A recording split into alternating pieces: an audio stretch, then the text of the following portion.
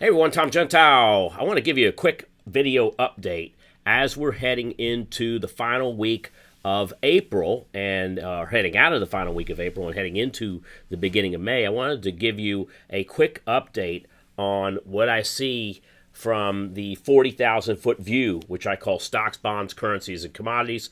And I got something really cool for you, those of you that are into cryptocurrency. So let's take a look here at SPY. This is the S&P 500, and you'll see this one, we've created what looks like a bearish triangle. All right. So what that means is we've been getting these lower highs and we've been getting the same lows. Now, off these same lows, we have been getting some darknet signals or some channel buys. These are longer-term channel buys.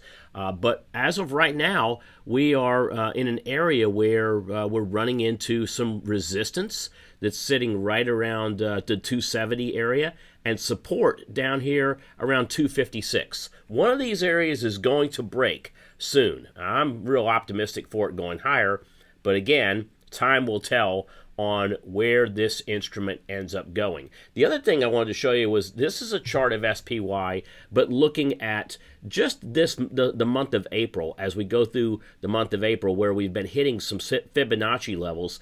And if you see, this is the lows, the closing low in April. This is the closing high in April, and this is where we are right now and where we're looking at for a bounce. Now, if anything's going to make the SPY move higher, it could be these Fibonacci levels, right? And we are seeing an area where we're positive toward the end of the week, which might support this particular chart, all right? So I still am optimistic on SPY.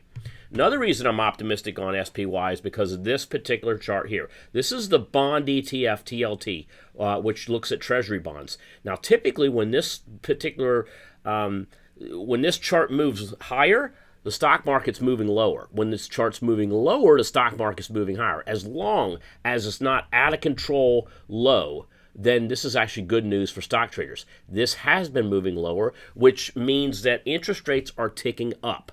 Now, I'll let you know that if you go back 2 or 3 decades, every time interest rates ticked up, more than often it was actually not a bad thing for stocks. It ended up being a good thing as long as we didn't have any runaway inflation, which we're not seeing right now.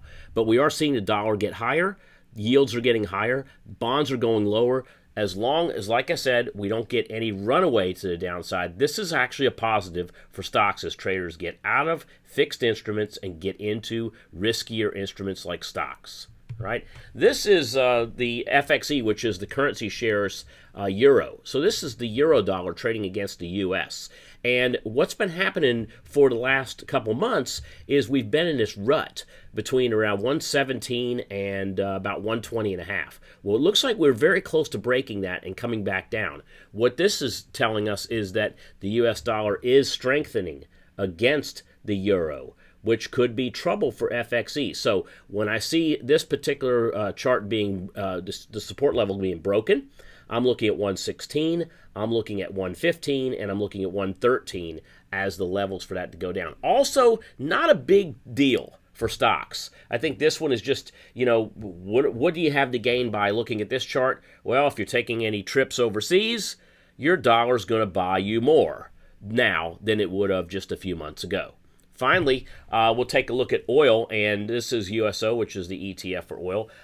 We have been in a buying pattern for oil, and those of you that have been with me on this, we've actually had a longer-term buying pattern that started around mid-February. Take a look at where mid-February is on the chart. We've had nothing but just higher lows and higher highs. I have an S up here. This is a channel sell. This doesn't necessarily mean it's a short. All it means is that a lot of the easy money in crude oil may be taken off the table. Doesn't mean it's not gonna go higher. It just means that, like I said, we've had a little breach in the channel. But I still believe oil is going to push higher ever still as we go into the summer months. All right. Again, this is good news for the stock market. All right, because as oil goes higher, oil producing stocks move higher, which yields upward pressure on the stock market. Finally, before I let you go, take a look at this chart. All right, so this is Bitcoin, and what we did was we applied Bitcoin to our money calendar. This is a different version of how we look at money calendar, but what it's telling us is that Bitcoin is seasonably strong as we go into the month of May. And although we might see some pullback during the next couple of days, we got a lot of green on the screen that goes forward 25 days into the next month, which really takes us right down into Memorial Day. So I wanted to share that with you for those of you that are cryptocurrency traders or cryptocurrency wannabes. All right, that's my update for all of you. Hope you have a great week as we turn out of April and we turn into May. I'll be talking to you again real soon. Thanks now.